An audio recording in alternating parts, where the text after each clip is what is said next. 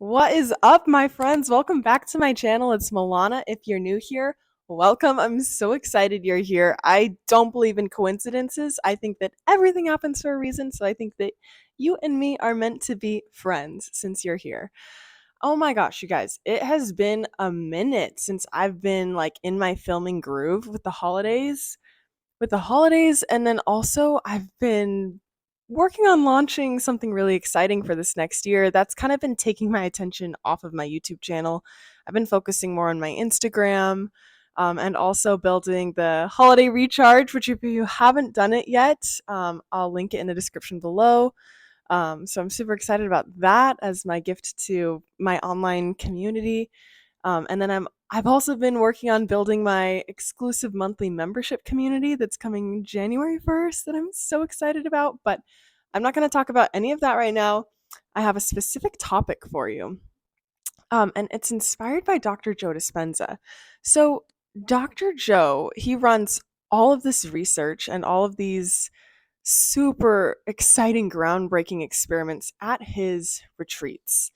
And one of the experiments that he's been studying is based off of an experiment that another researcher did a long time ago, like at least I want to say at least 20 or 30 years ago. It might have been in the 70s or 80s. I could be totally wrong. I didn't actually look up the article.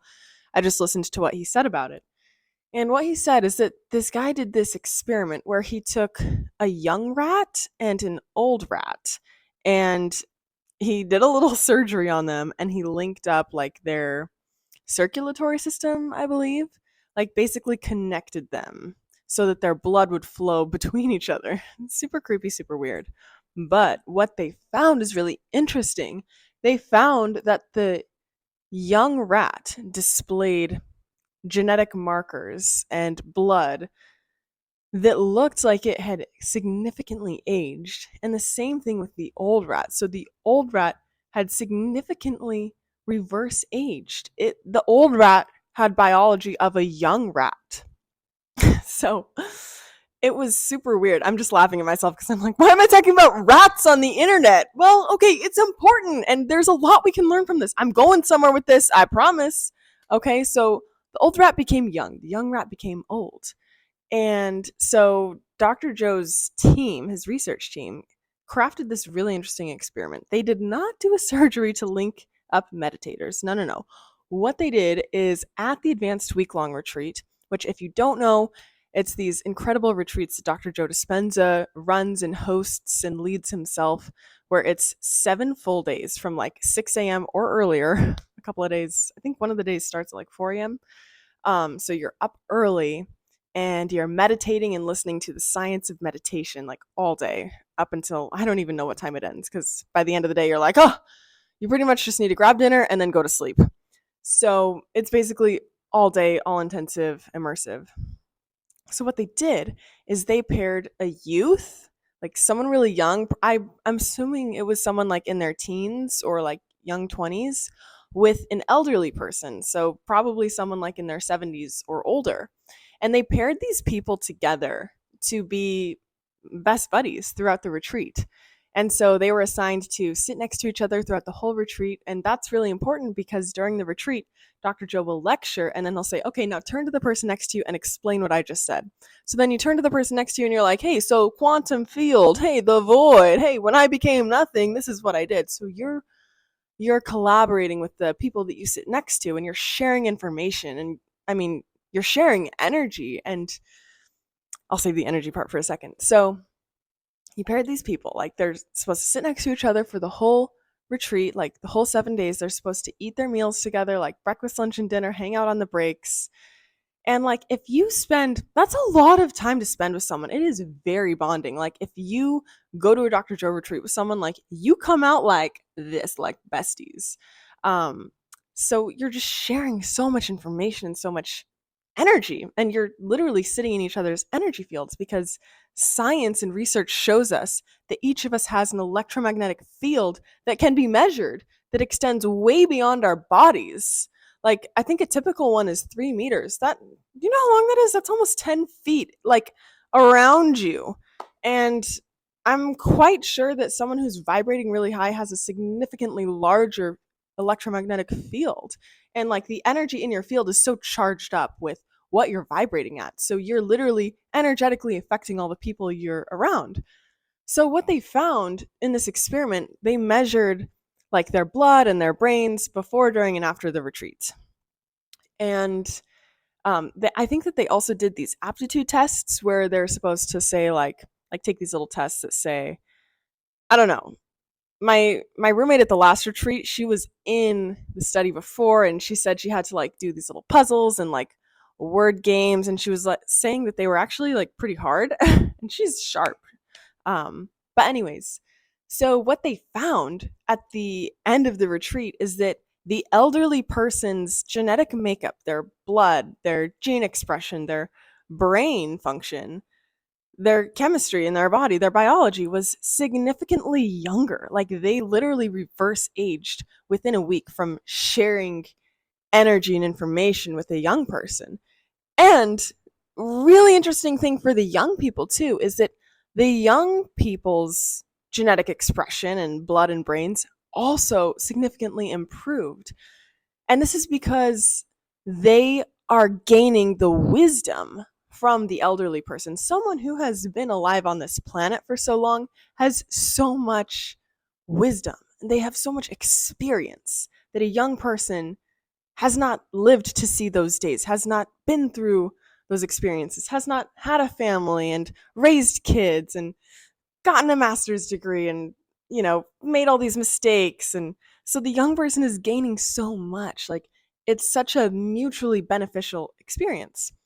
How does this affect you? I promise this affects every single person walking on planet Earth, okay? Think about it. If those people were significantly changed because they were measured over the course of a week based on who they spent time with, imagine who you spend all of your time with, who you live with, who you interact with, who you share information with, who you share energy with on a daily basis, who you work with, who you collaborate with.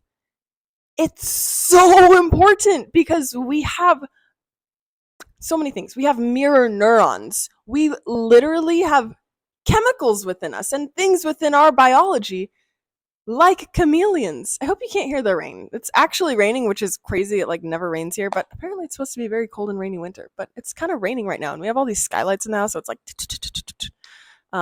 that's why I'm using a mic. It's not just for dramatic effect, okay? It's because there's actually a reason. But where was I? There I go, interrupting myself again. It's like it has to happen at least once every YouTube video. I just have to interrupt myself. I think it keeps it entertaining though. You get to see the chaos inside of my mind. Where was I? Oh yeah, who you spend time with. Like you are sharing energy fields with those people. And the chameleons. We have things in our gene expression that chameleons have. You know what chameleons do? If they are in an environment, their whole body changes to reflect their environment so that they just blend in. Well, humans are just like that. It's innate in us. We are tribal. We're a tribal species. Like we are designed and created to fit in with the tribe and be like the tribe so that we are safe. Because if back in tribal times, if you don't have a tribe, you're dead. You cannot survive on your own out in the wilderness. You need to be with people who are hunters and people who like gather fruits and vegetables and who build huts. I don't know what they did in tribal times. But you needed community because everyone provided a service and a value to keep each other safe. So you couldn't just be like a solo person out there, which nowadays people can kind of be a solo person, but it's totally unhealthy and is the leading cause for depression and anxiety and health issues. But that's besides the point. The point is you should really, really, really think about who you're spending time with and who you're sharing energy and information with. And think about like, okay, those people who I spend most of my time with, do I want to be like them? If the answer is a heck no, then maybe you should make some adjustments in your life. I'm just saying, when I started my spiritual journey, like, when was that? Like 2.5 years ago, almost 3 years ago. I don't know. It's all a blur now as it gets further and further away. One of the things I realized was I didn't want to be anything like the people that I lived with. I lived with this house of girls, and like they're sweet and fun and cool, but I was like, I don't want to be like them. Like, in any way other than that they're like nice, but some of them were also like really judgmental, and I found myself being super judgmental of myself and of other people because of that. And there were so many other things, but I ended up spending a lot of time alone in my room meditating and journaling and like listening to podcasts and Joe Dispenza's audiobooks because like I didn't want to be reflecting those people. I didn't want to be more like them. I wanted to be something else. And I didn't know quite what it was yet, but I just knew I had to disinvest my energy in those people to invest in something else that was the unknown. And something really empowering that you can do is if there's not people in your life right now that you're like, oh, I want to be like these people. These people are awesome. They represent my core values and who I want to become. If you don't have people like that in your life, that's perfectly fine. Oh, look at this shiny green light, like a Christmas tree. You can still share energy with people that you do want to be like by watching YouTube videos of those people, by listening to podcasts of those people. Listen to a Joe Dispenza podcast, listen to Lewis Howes and Jay Shetty and Gabby Bernstein and all those amazing people. Listen to their podcasts, read their books, watch their videos. When you do that, you are literally tapped into their energy because if you know anything about quantum physics, you know there's actually no such thing as space and time. So when you're consuming somebody's content, you're consuming their energy and you're sharing energy with them and you're sharing information. So you become more like those people that you would want to be like. And you're actually hanging out with them. And you can even convince yourself that you're hanging out with them because the mind doesn't know the difference between imagination and reality. If you imagine as you're watching this YouTube video that we are chilling by the Christmas tree talking about this stuff together, your mind doesn't know the difference. Your mind thinks that you're hanging out with me, Milana. If you're listening to a Joe Dispenza podcast and you imagine that he's just talking to you, your mind thinks that Joe Dispenza is talking to you and that that's the person that you're sharing energy and information with. So I hope you found this video extremely helpful.